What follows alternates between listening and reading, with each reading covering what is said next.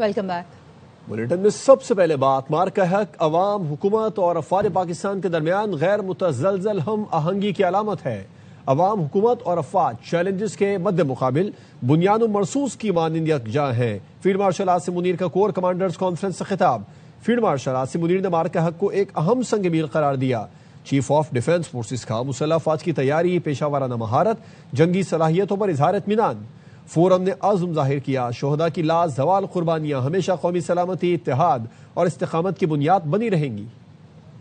Commanders conference میں field marshal نے forum کو ابھرتے خطرات کے پیش نظر مستعدی آپریشنل تیاری کی اعلیٰ سطح برقرار رکھنے کی ہدایت کی۔ ISPR نے بتایا فیلڈ مارشل کی زیر صدارت کور کمانڈرز کانفرنس میں شہداء کی قربانیوں کو شاندار خراج تحسین پیش کیا گیا۔ فورم نے کہا دہشت گرد نیٹ ورکس کے مکمل خاتمے اور معاون انفراسٹرکچر کے خلاف کارروائیاں جاری رہیں گی۔ شر انگیز کارروائیاں روکنے کے لیے موجودہ آپریشنل رفتار برقرار رکھی جائے گی۔ فورم نے کہا افغان طالبان رجیم پروپیگنڈے کے تحت پاکستان پر شہریوں کو نشانہ بنانے کا جھوٹا الزام لگا رہی ہے۔ گمراہ کن بیانیہ افغان طالبان رجیم کی منظم ڈس انفارمیشن مہم کا حصہ ہے۔ پاکستان افغان طالبان رجیم کے بے بنیاد الزامات کو واضح طور پر مسترد کرتا ہے۔ ہماری دفاعی کارروائیاں صرف دراندازوں کے خلاف ہے۔ کور کمانڈرز کانفرنس میں علاقائی سلامتی کی صورتحال کا جائزہ بھی لیا گیا۔ واضح کیا گیا کہ ابھرتی جیوپولیٹیکل پیش رفت علاقائی استحکام پر گہرا اثر ڈال سکتی ہے۔ پاکستان خطے میں استحکام کے لیے مسلسل ذمہ داری کا مظاہرہ کر رہا ہے۔ پاکستان صورتحال مزید خراب ہونے سے روکنے کی کوششوں کی حمایت کرتا ہے۔ خطے میں امن کا دار و مدار باہمی تحمل، ذمہ داری اور خود مختاری کے احترام پر مبنی ہے۔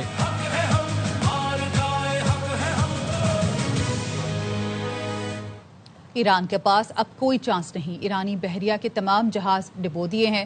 امریکی صدر ڈونلڈ ٹرمپ کا پھر دعویٰ، کہا ایران کے پاس ایٹم بم ہوتا تو ہم آج یہاں نہ ہوتے، مشرق وسطی اسرائیل ختم ہو جاتے۔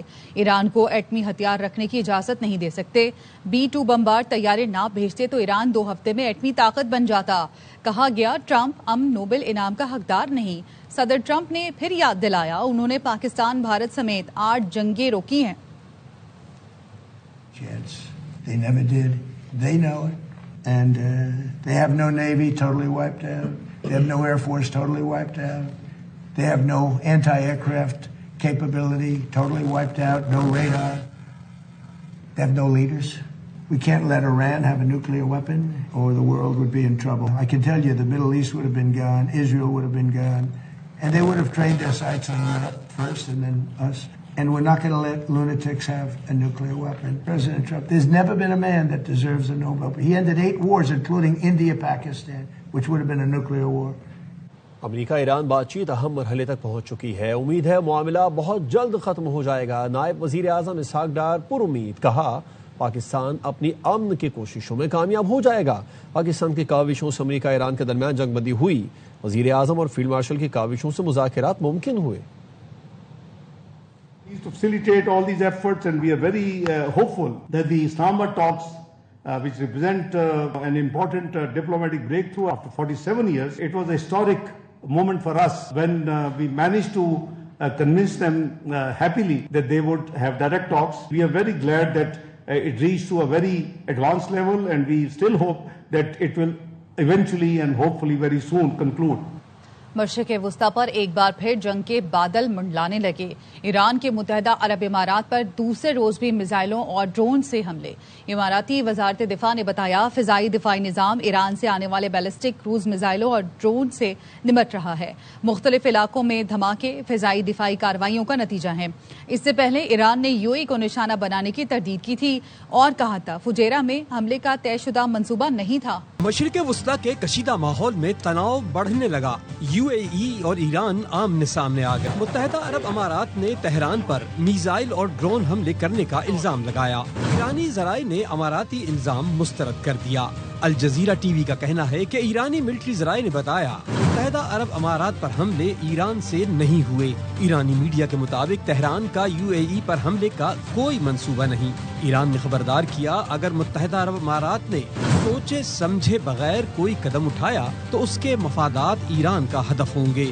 UAE کو معلوم ہے کہ وہ شیشے کے گھر میں بیٹھا ہے، ناقص سیکیورٹی اس کے لیے مہلک خطرہ ہے۔ دوسری جانب ترجمان پاسداران انقلاب ابراہیم ذوالفقاری نے الزام لگایا UAE ایران پر حالیہ حملوں میں ملوث ہے۔ متحدہ عرب امارات کے خلاف کارروائی جوابی رد عمل۔ جیرہ میں آئل انڈسٹری زون پر حملے کے بعد آگ بھڑک اٹھی، آسمان پر دھوئیں کے بادل چھا گئے۔ امریکی میڈیا کا دعویٰ ہے کہ UAE نے فضائی حملے روکنے کے لیے اسرائیلی دفاعی نظام استعمال کیا۔